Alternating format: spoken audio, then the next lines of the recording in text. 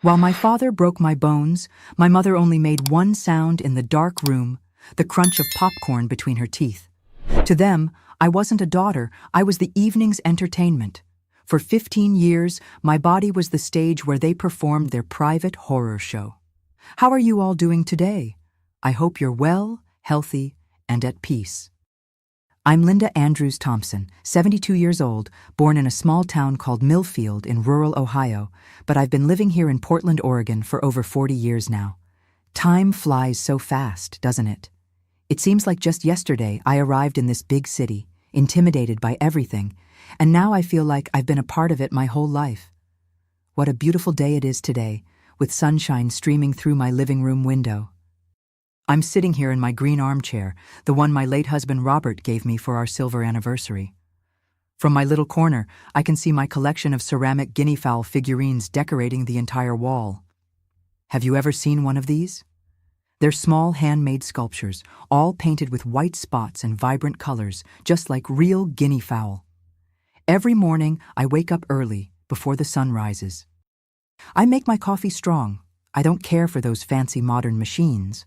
Coffee brewed in a traditional percolator is the only kind with real flavor. Then I go to my little workshop I've set up in the spare room. That's where I create my ceramic guinea fowl. I have clay, paints, fine brushes, and a special kiln.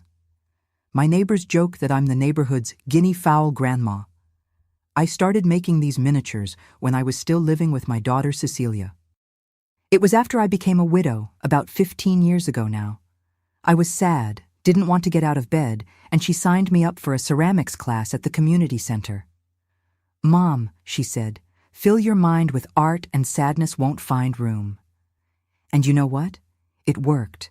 From that first crooked guinea fowl I made, today I have a collection of more than 200, all different. People even come from other cities to buy them. I even have a website. Imagine that. A woman my age selling art online. And look, it hasn't always been easy getting to where I am today. Life has its ups and downs, as they say. There were times when I thought I wouldn't make it, that I wouldn't have the strength to go on. But today, at 72, I can say that I survived it all. We're stronger than we think, my dears. We can endure what seems impossible to bear. From my apartment on the 3rd floor, I have a small balcony where I leave my freshly painted guinea fowl to dry. The children in the building love to come up and watch me work. I teach them how to model clay, and we make colorful little animals together. Seeing their eyes light up when the piece is finished is one of the greatest joys of my life. Each guinea fowl I make is unique, has its own personality, just like each one of us. And you, my dear friends watching me now, tell me in the comments, which town or city are you watching from? And what time of day did you find this video? Early morning with your coffee, after lunch, or late in the evening?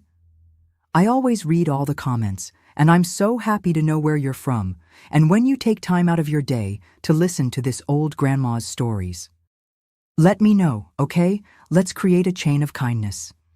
Today I wanted to share with you a story that I haven't told many people.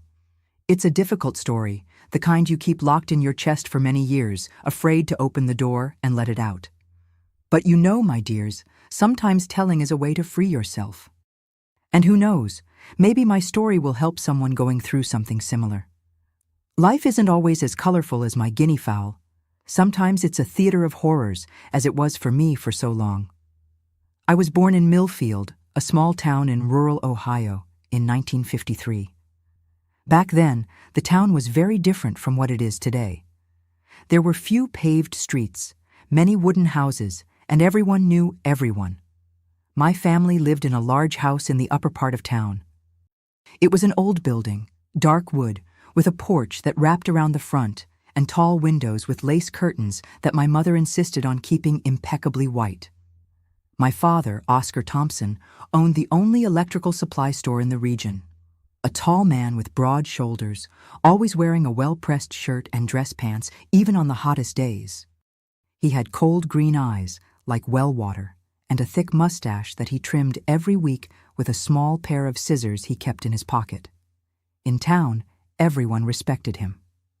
"Mr. Thompson is a serious man," they would say. And he liked that reputation. cultivated that image very carefully. As for my mother, Irene Andrews Thompson, she was an elementary school teacher. Thin, always with her hair pulled back in a tight bun, she wore round glasses that slid down her narrow nose when she lowered her head to read. She had a soft voice, almost a whisper, and a quiet way of walking, as if she didn't want to be noticed. She taught English and was known for being strict about grammar. Students feared her red pen corrections, but outside the classroom, she was a woman who was barely heard. I was an only child. My parents tried to have other children, but my mother had some problems, as they used to say back then. It wasn't until much later that I understood these were miscarriages, so all attention was focused on me. And that wasn't always a good thing, believe me. Our house was too big for just 3 people. It had 4 bedrooms, a living room, a separate dining room, kitchen, and a spacious basement where my father kept his tools and other belongings. The backyard had some fruit trees, a yellow plum tree that gave enormous sweet fruit, and 2 apple trees. During fruit season, I would climb those trees and stay up there, hidden among the leaves, eating fruit still warm from the sun. Those were rare moments of freedom. At school, I was a quiet girl. I kept to myself, studied hard, got good grades. Not that I was very smart, no, it was more out of fear. My father wouldn't accept low grades, said it was shameful to have a stupid daughter. So I tried hard, memorized everything, even what I didn't understand. I had few friends. Dorothy, the pharmacist's daughter, was the one who was closest to me. We played with dolls during school breaks, but she never came to my house. Nobody did. The routine in our house was as rigid as a clock. We woke up at 6 a.m. every day, even on Sundays.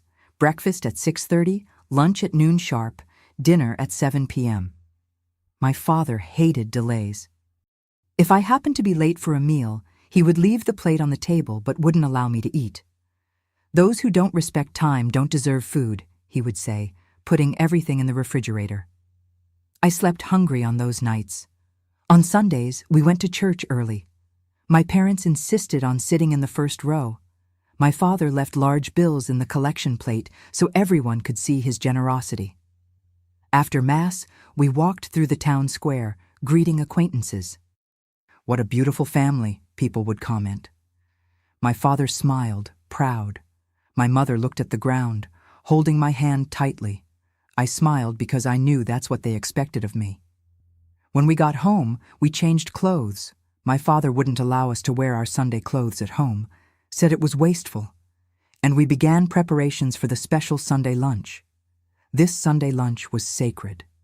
My mother spent the entire morning in the kitchen, preparing roast chicken, mashed potatoes, green beans, and a special macaroni and cheese with breadcrumbs on top. It was the only meal where my father served wine, a small glass for him and another for my mother. I drank grape juice, red like the wine. It was on one of those Sunday nights, when I was about 8 years old, that everything started to change. After dinner, my father announced something new. "Today we're going to have a family movie night." My mother looked at him with an expression that at the time I didn't understand, but today I know it was fear mixed with something else. Maybe excitement? I can't say for sure.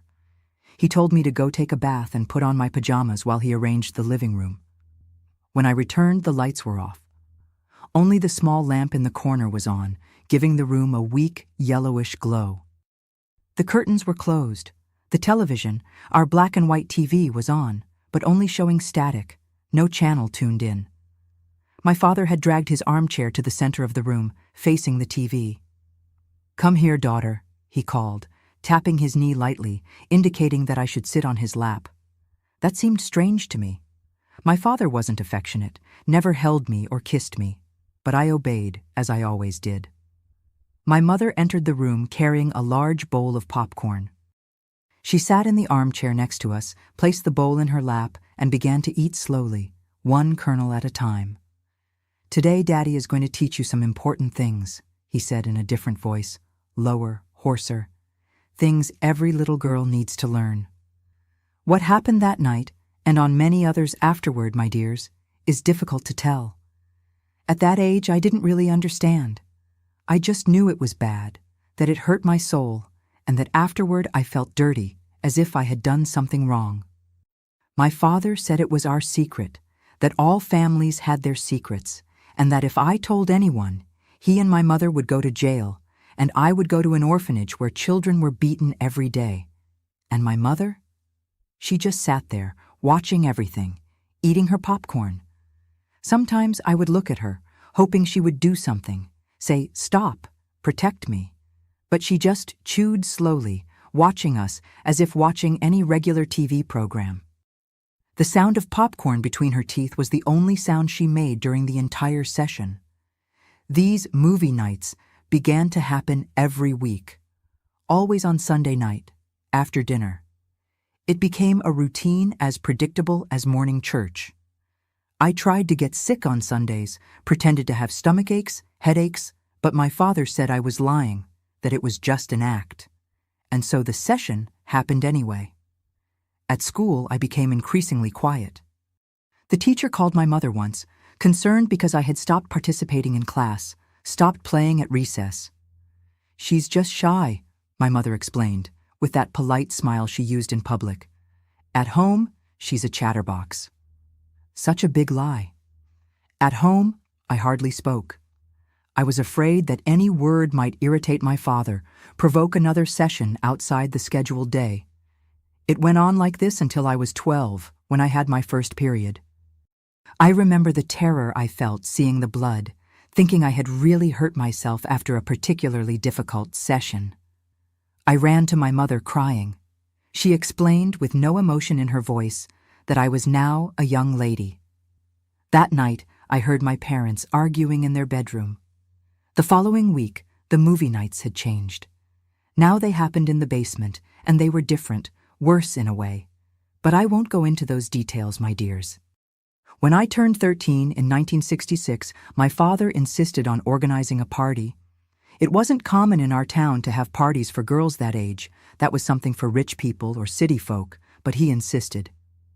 "My daughter will have a proper party," he told the neighbors. Some commented that Mr. Thompson was becoming more generous with age.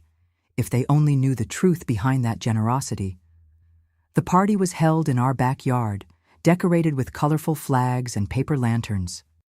Mom spent days preparing snacks, cakes, and sweets.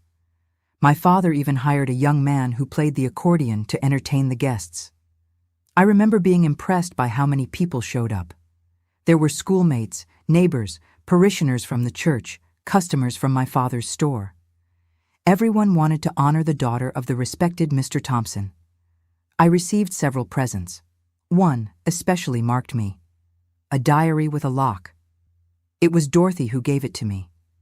"For you to write your secrets," she said, not knowing the weight those words carried.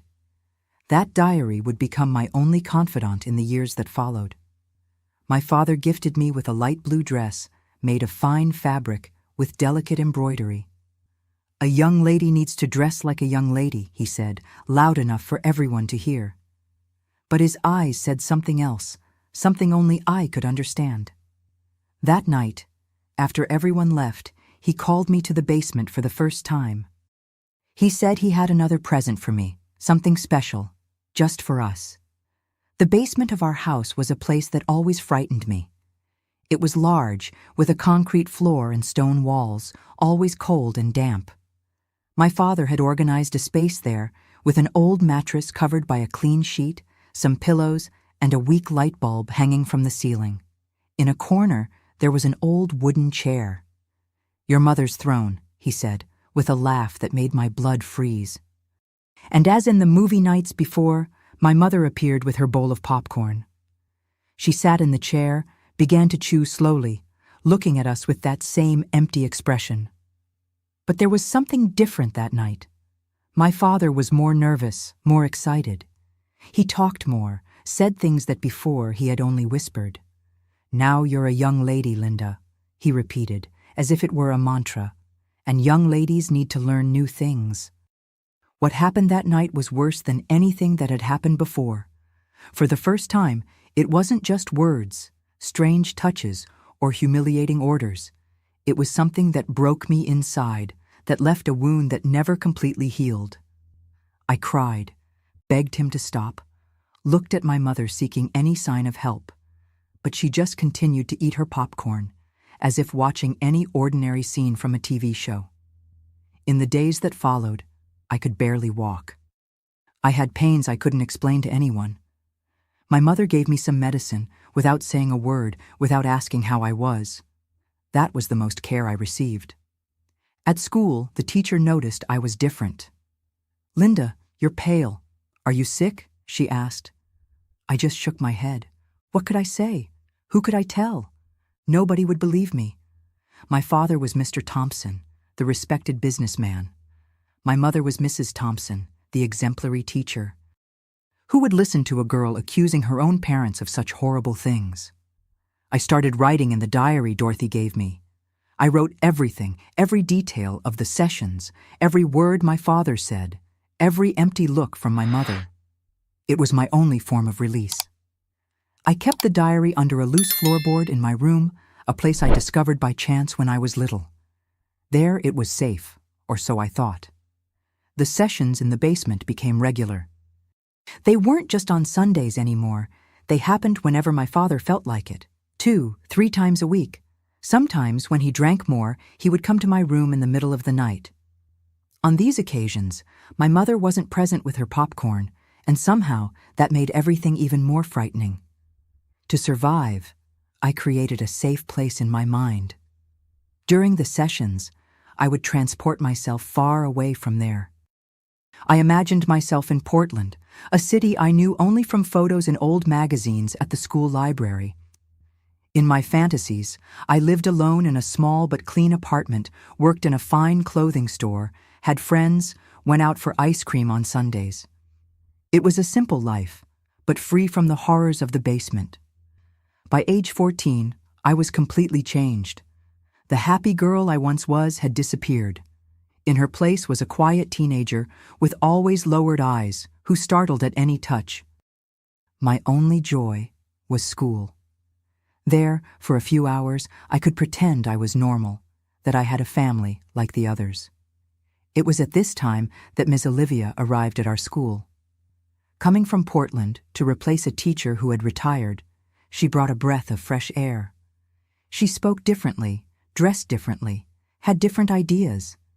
In English class, she encouraged us to write essays about our dreams, our fears, our desires. "Writing liberates," she would say. One afternoon, it was just the two of us in the classroom. I had offered to help her organize the books on the shelf. She watched me as I worked in silence. "Linda, you write very well," she commented suddenly. "Your texts have an unusual depth for someone your age." I thanked her timidly, without raising my eyes. "But there's something that worries me," she continued. "There's a sadness in your words, a pain that isn't normal in a 14-year-old girl." I felt my heart race. No one had ever noticed, or at least never said anything. "You know you can trust me, don't you?" she asked, her voice as soft as a caress. "If there's something bothering you, something you want to tell." For a moment, I almost told her everything. The words were on the tip of my tongue. But then I remembered my father's threats, my mother's empty look, the constant fear. And I just shook my head, swallowing my tears. "Everything's fine, Miss Olivia," I lied. "I just like writing sad stories." She didn't insist, but made it clear that her door would always be open if I wanted to talk. That night, I wrote about her in my diary, about how it would be to have a mother like Ms. Olivia, someone who really cared. The following weeks were the same as the previous ones. School during the day, terror at night. My father seemed increasingly out of control. The store wasn't doing well. There were debts, problems that he brought home and took out on me. My mother continued in her role as a silent spectator, eating her popcorn while my life was destroyed before her eyes. One afternoon, returning from school, I found the house in chaos. My mother was running from one side to the other, packing suitcases. My father was shouting orders, his face red with anger. "What's happening?" I asked, fearful. "We're moving," my father responded dryly. "I closed the store. We're going to Cincinnati. I have a cousin there who got me a job in a factory. I felt a mix of fear and hope. Moving to a different city meant leaving behind the school, Ms. Olivia, Dorothy. But it could also mean a new beginning. Maybe in a bigger city, with more people, more eyes, the sessions would stop. Maybe my father would be afraid to continue with that, in a place where he wasn't known, respected. "When are we going?" I asked. "Tomorrow morning," he said. "Pack only the essentials. We'll buy the rest there." That night, as I packed my small suitcase, I made a decision. I wouldn't take clothes or shoes or the few toys I still kept. I would take only one thing, my diary. It was the only proof of what I had lived through, the only thing that kept me sane. I hid it at the bottom of the suitcase, between two old blouses. The next morning, we left before dawn. I didn't say goodbye to anyone. We left behind the large, dark wooden house, the basement of horrors, the town that had been a silent witness to my suffering. On the bus to Cincinnati, I sat by the window, watching Millfield disappear behind us. I didn't know what awaited me in the new city, but I was certain of one thing. Hell was traveling with us. Cincinnati was a very different city from Millfield. Bigger, noisier, full of factories and hurried people. Our new house was in a neighborhood far from downtown, a simple brick building, much smaller than the previous one. Only 2 bedrooms, one for my parents, another for me. A small kitchen, a cramped living room, and a dirt backyard. My father started working in a lumber processing factory. He came home tired, smelling of sawdust and sweat. My mother got a job at a local public school, not as a teacher, but as a cleaning assistant. Her hands, once delicate from holding only chalk and books, were now always red and cracked from the constant use of cleaning products. I thought this change, this harder life, might change something in our family dynamic. For a few weeks, I nursed that hope. My father seemed very busy with work, came home late, often already drunk, and fell into bed with no energy for anything else. The sessions stopped temporarily, and I began to breathe a little more easily. But the truce didn't last long. Soon, he discovered that the basement of the neighboring house, which was unoccupied, had an entrance through the back of our yard. All he had to do was jump over the low brick wall and enter through an old door that didn't close properly. He cleaned a corner there, put some old blankets on the floor, and the ritual began again. Now with a terrible difference. Since we were in a strange land, without the security of the reputation he had in Millfield, he became even more aggressive, more violent. And my mother? She continued with her role as a spectator. She brought her bowl of popcorn, sat in a corner, and watched everything with those empty eyes. Sometimes I noticed something different in her. A silent tear, a tremor in her hands. But never, not once, did she do anything to help me, to prevent what was happening. At the new school, I was just another transfer student from a small town. Nobody knew me, nobody cared about me. I didn't make friends. I stayed alone during breaks, sitting in a corner of the schoolyard, watching the other girls laugh and talk. How could I approach them? What would I say if they asked about my family, about my life? The secrets I carried isolated me like invisible walls. At 15, I began to have health problems. Constant headaches, insomnia, lack of appetite. I lost so much weight that my ribs showed through my pale skin. At school, the guidance counselor, Mrs. Clarice, called me in for a talk. "Linda, we're concerned about you," she said, looking over her thin-rimmed glasses. "Your teachers have noticed that you've been very down, don't participate in class. Your grades are falling." I kept my eyes down, hands clasped in my lap. What could I say? "Is something happening at home?" she asked directly. I felt my heart racing. This was my chance, I thought. Someone was asking.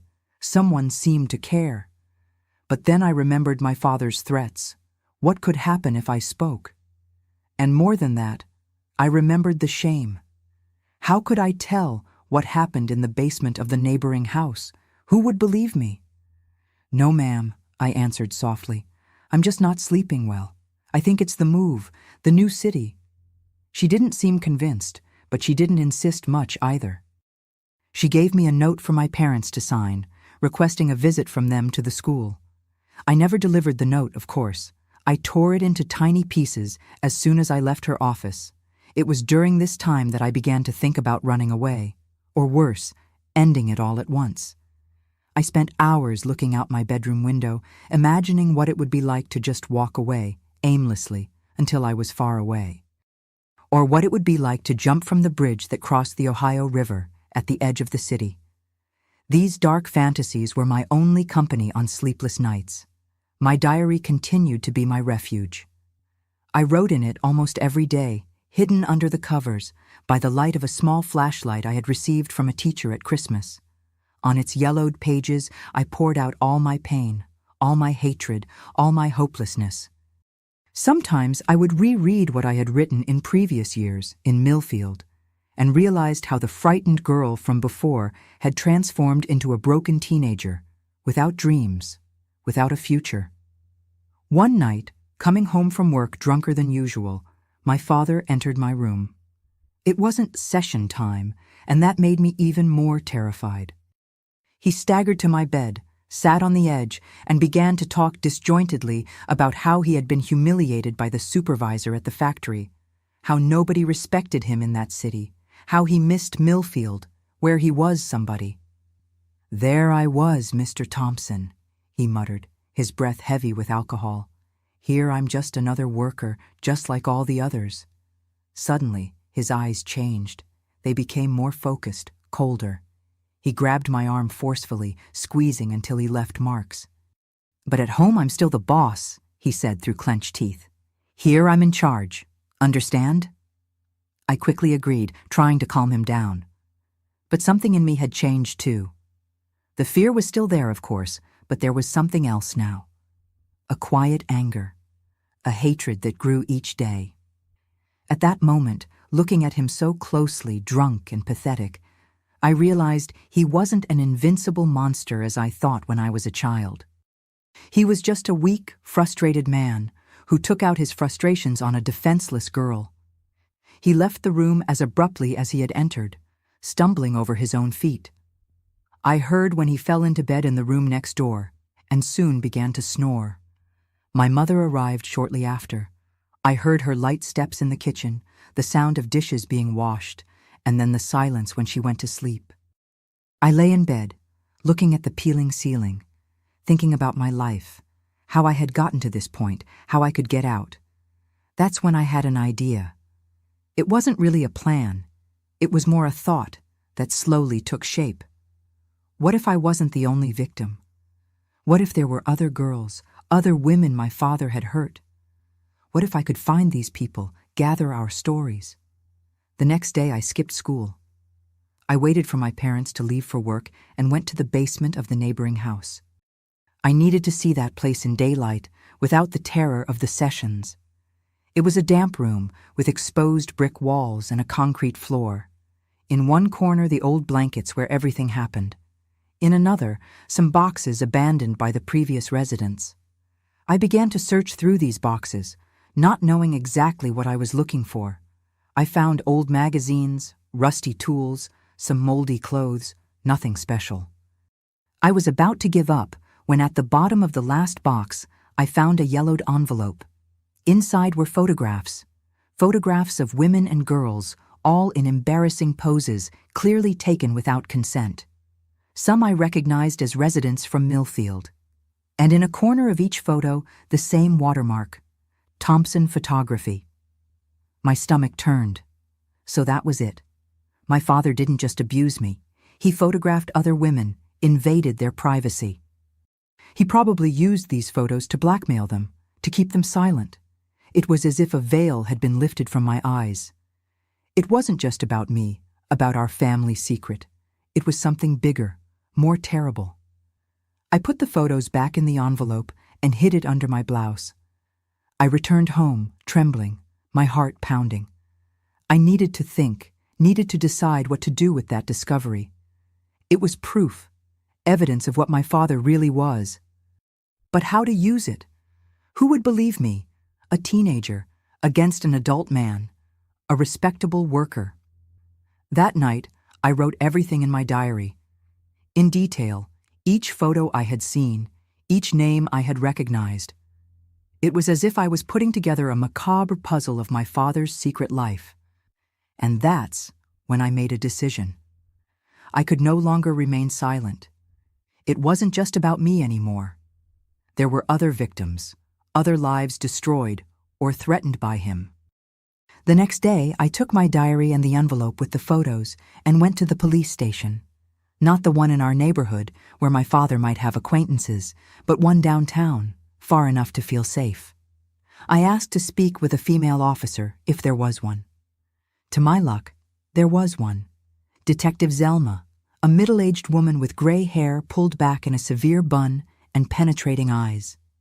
Sitting in the cold room at the police station, with my diary in my lap and the yellowed envelope of photographs beside me, I felt a mix of terror and determination. Detective Zelma looked at me with those penetrating eyes, waiting for me to begin speaking. My throat was dry, my hands were trembling so much that I could barely hold the diary. "You can speak, girl," she said, in a surprisingly gentle tone for someone with such a severe appearance. "I'm here to listen." I took a deep breath and began to tell. At first, the words came out choppy, interrupted by sobs and long silences. I talked about Millfield, about the movie nights, about my mother with her bowl of popcorn. I told about the move to Cincinnati, about the basement of the neighboring house, about the nights of terror I had lived through in recent years. The detective didn't interrupt, didn't question, didn't show disbelief. She just listened, occasionally noting something on a pad of paper, her eyes never leaving mine. When I finished my account, I handed her my diary, open to the most recent pages, where I described the discovery of the photographs. "And this," I said, pushing the envelope toward her, "was what I found yesterday." Detective Zelma opened the envelope carefully, almost as if she feared what she would find inside. She examined the photographs one by one, her face hardening with each image. When she finished, she put them back in the envelope and looked at me with an expression I will never forget, a mixture of compassion, anger, and determination. "Linda," she said, using my name for the first time, "you were very brave to come here. What your father did, is doing, is a crime, a serious one. We will take all necessary measures." Those words should have comforted me, but they only increased my terror. What would happen now? Where would I go? What would my father do when he discovered I had reported him? "I'm afraid," I admitted, my voice almost a whisper. "He'll kill me when he finds out." "He won't lay a finger on you," she assured, her voice as firm as steel. "I'm going to assign a female officer to stay with you. We'll take you to a temporary shelter where you'll be safe, and today we'll arrest your father." I left the police station accompanied by a young police officer named Nancy. She took me to a simple house in a residential neighborhood. It was a shelter for women victims of violence, she explained. I would stay there until everything was resolved. I couldn't leave or contact anyone from outside for my own safety. The house was run by nuns. Sister Constance, a lady with a serene face and kind eyes, showed me where I would sleep. A small but clean room with a twin bed, a dresser, and a window that looked out to an inner garden. There were 3 other women in the shelter, all older than me, all fleeing from violent husbands or partners. None asked details of my story, and I didn't ask about theirs either. There was a silent agreement of respect for each other's pain. I spent 3 days in that limbo, with no news from the outside world, not knowing what was happening with my parents, not knowing what my fate would be. Sister Constance tried to distract me, teaching me to knit, talking about books, bringing me food that she prepared herself. But my mind couldn't rest. On the morning of the 4th day, Detective Zelma came to visit me. Her face was grave, but there was a spark of satisfaction in her eyes. "Your father was arrested yesterday," she announced, without preamble, sitting next to me on the garden bench. "We found more photographs in your house, hidden in a false wall that he built in the bedroom." And worse, we found negatives of films that he made during the abuses. I felt my stomach turn. Films? He had filmed the sessions? The nausea was so strong that I had to bend over, breathing deeply to not vomit right there. "Calm down, breathe," Detective Zelma instructed, holding my arm firmly. "It's over. He's in jail and will answer for everything he did." "And my mother?" I asked when I managed to compose myself. The detective's expression changed, became more somber. "She was also detained," she said after a pause. "Linda, your mother wasn't just a passive spectator. The evidence we found, she was an active accomplice. Some of the photographs were taken by her. It was as if the whole world had collapsed on me. One thing was knowing that my mother watched, that she didn't protect me. Something completely different was discovering that she actively participated, that she helped my father in that horror." "No," I murmured, shaking my head in denial. "It can't be. She was a victim, too. She was afraid of him. I understand that it's difficult to accept," Detective Zelma said, her voice softer now. "But the evidence is clear. We found a notebook of hers, a kind of diary, where she described— well, I don't need to go into details. She wasn't being forced, Linda. She chose to participate." I began to cry, a cry different from all I had cried before.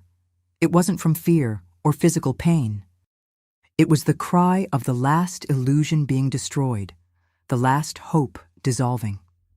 Even in the worst moments, I always believed that my mother, somehow, was also a victim. Perhaps traumatized, perhaps too terrified to react. Knowing that she was an active part of that horror, it was more than I could bear. Detective Zelma gave me time to process that devastating revelation. When I finally calmed down, she continued, "We need to talk about what will happen now. You're 17, almost 18. Legally, you're still a minor, but you're very close to adulthood. We have some options for you." She explained that I could go to a juvenile home until I turned 18, but acknowledged that it wouldn't be ideal since it was only a few months until my birthday. The other option would be a foster family who would receive me temporarily, or, if I preferred, I could stay at the nuns' shelter for a while longer while we decided the best path. "There's still a fourth possibility," she added, hesitant. "We have a witness protection program. Since your testimony will be crucial in the case against your parents, we can offer this. It would mean a complete change, new city, new identity, new beginning." That last option lit something inside me. A new beginning. Far from Cincinnati, far from the memories, far from everything that reminded me of the hell I had lived through. "I want that," I said without hesitation. "I want to go far away, start over in another place, where nobody knows me, where nobody knows—" Detective Zelma nodded, understanding. "I understand. I'll start the procedures. But first, you'll need to testify, give an official statement that will be used in the case. Are you prepared for that?" I wasn't, of course. How could anyone be prepared to publicly relive the worst nightmare of their life? But I knew it was necessary. Not just for my own liberation, but to ensure that my parents could never harm anyone again. "Yes," I replied, a new determination growing inside me. "I'll tell everything, every detail. They need to pay for what they did." That night, alone in the small room at the shelter, I wrote a final entry in my diary. A new diary that Sister Constance had given me, since the old one was with the police as evidence. I wrote about the pain of the final betrayal, about the discovery that my mother wasn't a victim, but a voluntary participant in the abuse. I wrote about the fear of what would come next, but also about a faint hope that was beginning to be born. The hope of a different future, of a life far from that horror. When I finished writing, I did something I had never done before. I tore out the page, crumpled it, and threw it out the window, watching the wind carry it away. It was a symbolic gesture, my first attempt to leave the past behind. The past that now, for the first time, was really beginning to stay in the past. 2 weeks passed since I was taken to the nuns' shelter. 2 weeks of anxious waiting, of sleepless nights, of days filled with small tasks that Sister Constance gave me to keep my mind occupied. I knitted 2 scarves, learned to make homemade bread, helped organize the small library at the shelter. Anything to not think too much about what was to come. Detective Zelma came to visit me regularly, updating me on the progress of the case. My parents remained in custody. My father denied everything, claiming that I had made up that story to get revenge on him for being a strict father. My mother, surprisingly, confessed.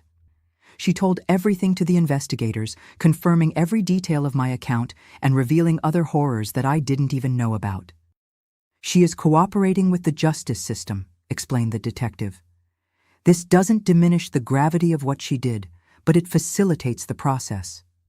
I couldn't understand. Why was my mother confessing now, after so many years of complicit silence? Was it remorse? Or just a strategy to get some judicial benefit? "She asked about you," Detective Zelma mentioned, carefully observing my reaction. "Wants to know if you're okay."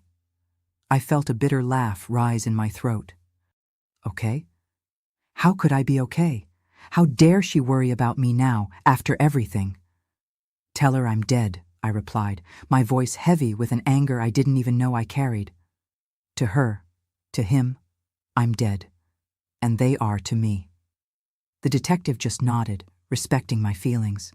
She didn't bring up the subject again. At the end of that week, I received an unexpected visit. A tall man with glasses, wearing a simple suit. He introduced himself as District Attorney Eugene, the prosecutor in charge of the case. "Linda," he said, sitting across from me in the visiting room of the shelter, "we need to talk about your testimony.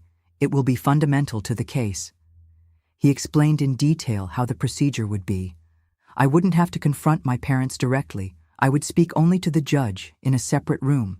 My testimony would be recorded and used in the trial. It would need to be detailed, specific, but he assured me that he would do everything to make the process as least traumatic as possible. "When?" I asked, feeling my stomach sink. "Tomorrow," he replied, adjusting his glasses. "The sooner we finish this stage, the quicker we can proceed with the protection program." That night was the worst since I had arrived at the shelter. I couldn't sleep for even a minute. I relived every moment of horror, every session, every empty look from my mother eating popcorn while my life was destroyed. When the sun rose, I was already ready, dressed in the simple but clean clothes that the nuns had given me. Sister Constance accompanied me to the courthouse. It was an intimidating building, with imposing columns and a staircase that seemed infinite. Inside, cold and dark corridors led to rooms with heavy wooden doors. I was led to a small room where Detective Zelma and District Attorney Eugene were already waiting for me, along with an older man who was introduced as Judge Herbert. The testimony lasted for hours. I spoke until my voice was hoarse, until there were no more tears to cry. I told everything, from the first movie nights in Millfield to the abuses in the basement of the neighboring house in Cincinnati. I spoke about my mother's role, about the diary where I recorded everything, about the photographs I found. The judge asked occasional questions, always respectful, but insisting on details I would prefer to forget. When I finally finished, I was exhausted, physically and emotionally drained. But there was also a strange feeling of relief, as if an enormous weight had been lifted from my shoulders. For the first time in years, someone with the power to do something had heard me, had believed me. "You were very brave," said Judge Herbert, with a respectful gravity in his voice. "Your testimony is crucial for justice to be done." I returned to the shelter accompanied by Sister Constance, who held my hand during the entire journey, without saying anything. Sometimes silence is the best comfort. In the days that followed, I was in a state of numbness, as if I had exhausted all possible emotions. I slept a lot, ate little, spoke even less. The other women at the shelter, perceiving my state, were kind in their own way. One would bring me a cup of tea, another would leave flowers picked from the garden beside my bed. Small gestures of solidarity that at that moment meant the world to me. A week after my testimony, Detective Zelma returned to the shelter. Her face was different. There was a lightness I hadn't seen before. "The judge ordered the preventive detention of your parents," she announced. "The case will go to trial, but that could take months. Meanwhile, both will remain in custody." It was a victory, albeit a small one. It meant that, at least for now, they couldn't reach me, couldn't harm anyone else. "And what about the protection program?" I asked, anxious to know when I could really begin my new life. "That's what I came to talk about," she said, sitting beside me. "We secured a place for you in Portland, Oregon. It's a big city, where it will be easier to rebuild your life anonymously. You'll have a new identity, a place to live, and help to finish your studies and find work." Portland. The city of my dreams, the place where I mentally transported myself during the worst moments. It was almost too unreal to believe. "When?" I asked, barely containing the hope in my voice. "In 3 days," she replied. "There are some documents to prepare, some guidelines I need to give you, and you'll need to choose your new name." My new name. I hadn't thought about that.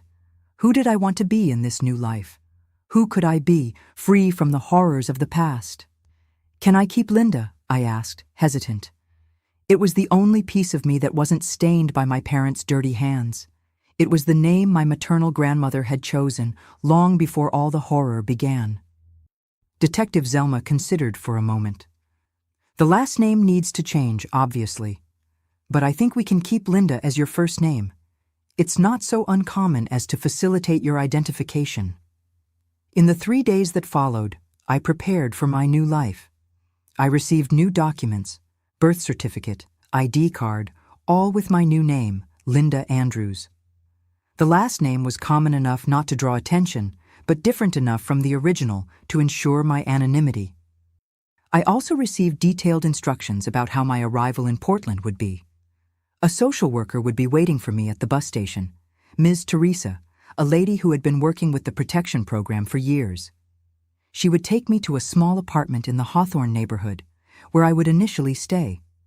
I would receive a small financial aid for 6 months, time enough to establish myself, find work, start over. On the eve of my departure, Sister Constance called me to her office.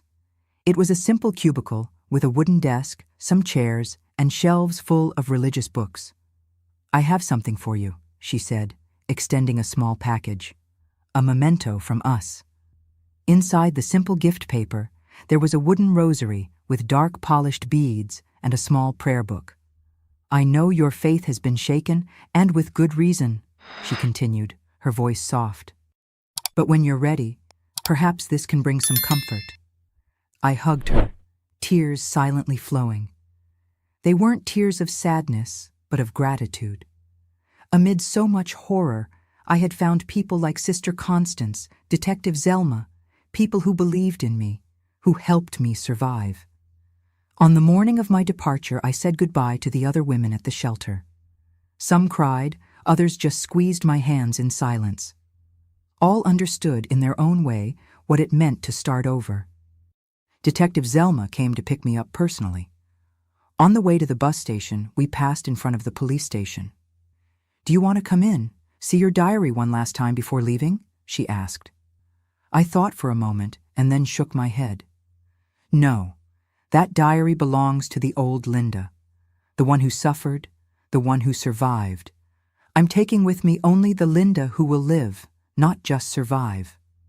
She smiled, a smile of understanding and respect. "You have a strength inside you that few have, you know. You'll do well in Portland, I'm sure." The bus to Portland left punctually at 10 a.m. Sitting by the window, I saw Cincinnati disappear behind. The buildings, the streets, the memories. I didn't look back even once. My eyes were fixed on the road ahead, on the future that, for the first time, seemed possible. In my lap, a new diary, a farewell gift from Detective Zelma. On the first page, I wrote only, "Today, my life begins." The real one. I arrived in Portland on a rainy autumn day with just a small suitcase containing some clothes and my new diary. The city welcomed me with its gray sky and cold air, so different from the heat of Millfield or the dust of Cincinnati. Miss Teresa was waiting for me at the bus station, exactly as arranged. A lady with gray hair pulled back in a bun, wearing a navy blue coat and carrying a flowery umbrella.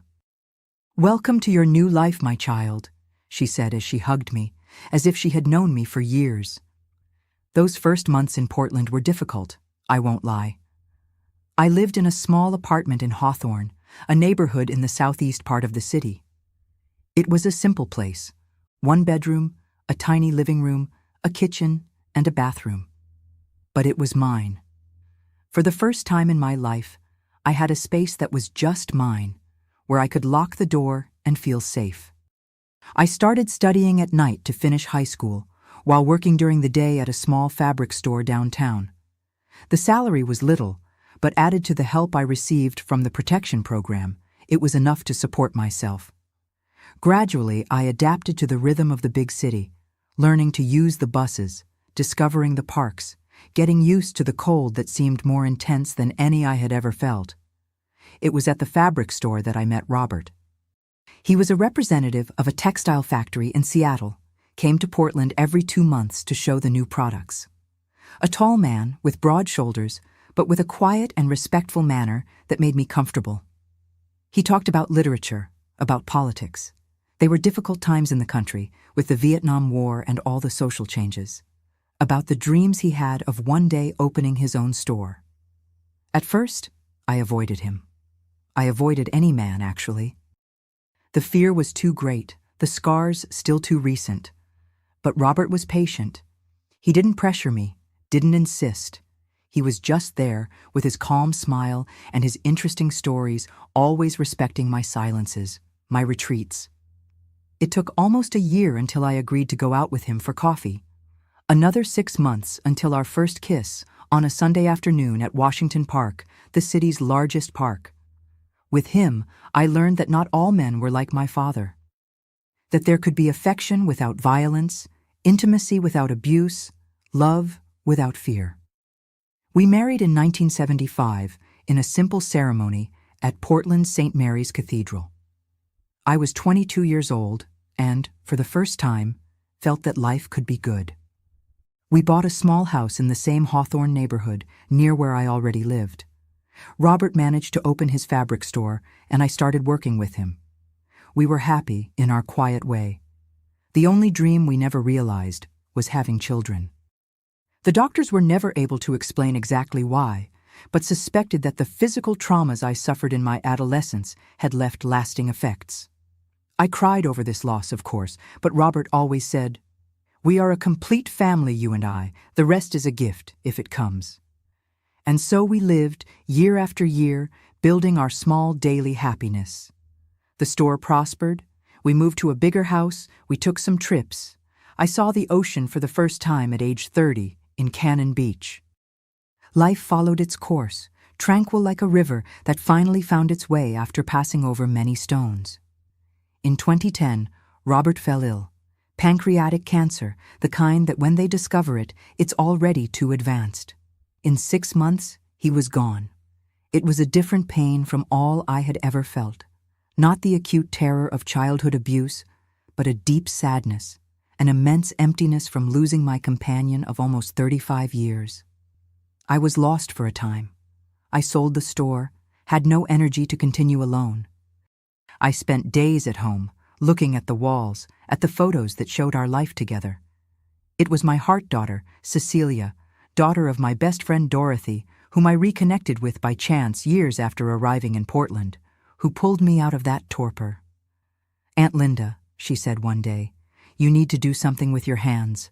The heart calms when the hands work." It was she who enrolled me in a ceramics class at the neighborhood community center. I went reluctantly, more to please her than out of real interest. But right in the first class, when I felt the cold, malleable clay between my fingers, something awakened in me. A creativity I didn't know existed, a form of expression I had never experienced. I started making simple pieces, little pots, small vases. Then, one day, inspired by a magazine about folk art, I tried to make a miniature guinea fowl. It wasn't perfect, of course, but there was something about it. in the white spots on the dark body, in the peculiar shape of the head that enchanted me.